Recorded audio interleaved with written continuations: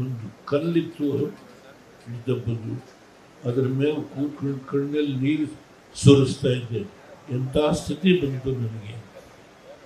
ಇವರನ್ನ ಮುಖ್ಯಮಂತ್ರಿ ಮಾಡಿ, ಫೈನಾನ್ಸ್ ಮಿನಿಸ್ಟರ್ ಮಾಡಿ, ಡೆಪ್ಟಿ ಪ್ರೈಮ್ ಮಿನಿಸ್ಟರ್ CM ಮಾಡಿ, ಸೋನಿಯಾ ಗಾಂಧಿ ಮನೆ ಬಗ್ಗೆ ನಾನು ಬೇಡೋ ಕೆಲಸ ಮಾಡಿ ಇವ್ರನ್ನ ರಾಜಕೀಯವಾಗಿ ನಾನು 12 ಬಡ್ಜೆಟನ್ನು ಇಟ್ಟಿದ್ದೇನೆ. ಹಣಕಾಸಿನ ಮಂತ್ರಿ ಮಾಡಿದ್ರು ಹೆಗ್ಡೆ ಅಲ್ಲ.